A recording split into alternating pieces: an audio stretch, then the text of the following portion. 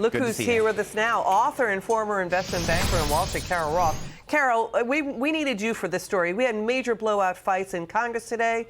First, let's take this on. Far-left Democrats Rashida Tlaib and AOC enraged over the resolution to remove Congresswoman Omar from House Foreign Affairs. Let's watch this. Congresswoman Omar in the same week. It is so painful to watch. How ironic that the so-called lovers of personal freedom are now moving to censor Congresswoman Omar in the same week. They introduced a bill to ban federal employees from engaging in censorship. Where are the free speech warriors today? The hypocrisy is obvious to the American people. You are showing who you all are, really. The gentlewoman's time has expired. Omar will not be silenced.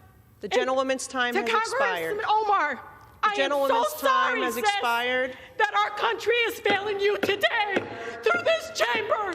You belong the gentlewoman on that is no longer. This is about targeting women of color in the United States of America. Don't tell me, because I didn't get a single apology Time has expired. when my life was threatened. Thank you. Well, listen, nobody's life should be threatened, but is anybody censoring any of them, or Ilhan Omar? Are people censoring Ilhan Omar?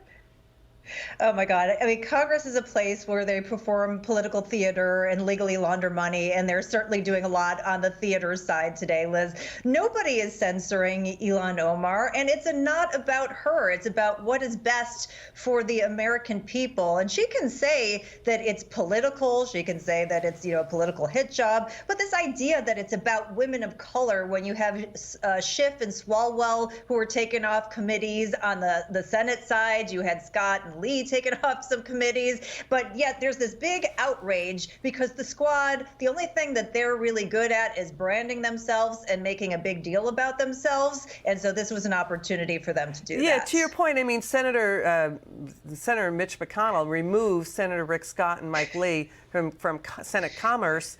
We didn't see the banging of the podium on that. Let's watch Senator Scott and what he's talking about in his ad about what's going on in this nation. Watch this.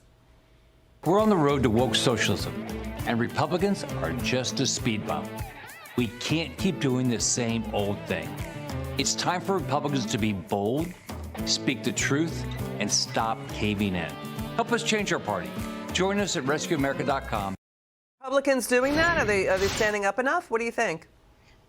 I keep hearing we need to speak about this. We need to speak about this. We need to actually take action on things that matter. In your last segment, Liz, you were talking about the fact that we need to cut spending. Republicans have been just as guilty as Democrats in terms of increasing spending. So I don't want to hear anyone talking about anything. I want to see some real results, and I particularly want to see them with dollar signs attached and going down. That's what I actually care about. Yeah, to your point. Well, this is how it's going in the House.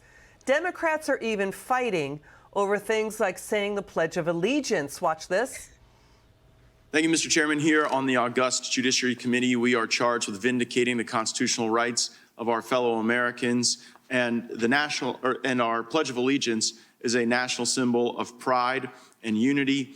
And it was a great honor to be able to invite one of my constituents this morning to offer the Pledge of Allegiance. And so my amendment gives the committee the opportunity to begin each of its meetings with the Pledge of Allegiance. We pledge allegiance every day on the floor, and I don't know why we should pledge allegiance twice in the same day. I've not seen Mr. Nadler on the floor when the pledge is done, and most members are not present there. I now recognize the ranking member, the gentleman from New York, Mr. Nadler, once he completes his phone call, for his opening statement.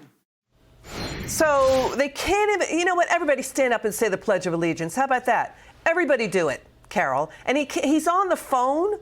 He's on the phone in the middle of a hearing? Yeah, no, it's just insanity. And I love our flag. I love saying the Pledge of Allegiance. But again, at the end of the day, there are people who can't put food on the table. We have massive energy issues. Like, these are not the things that everyday Americans care about. So again, it seems like they they're care about the focusing country. But Carol, to your point, I hear what you're saying, but if you care about the nation, and if you have a serious, as you do, aspect and attitude toward what is needed to fix the nation, and you want to get together and unify, you do it with the Pledge of Allegiance. You agree with what we're talking about. That is, You need to stop with the insanity in D.C. because this is now off the rails. It's so off the rails that our inflation rate is headed toward double digits if they do not stop. They're talking about getting rid of fiscal caps on on spending. That's what they're talking about doing away with. Your final word. Yeah, I mean, even the Treasury put out a report that shows that the level of spending is completely unsustainable. And over the next several decades, we could be spending $60 trillion on interest. It's time for Congress to come together and not focus on themselves, but focus on the American people and fix this country. Well, over that period of time, I mean, 60 trillion over that period of time. I mean, the world GDP is like 65 trillion. Carol Roth, thank you so much. It's good to have you on.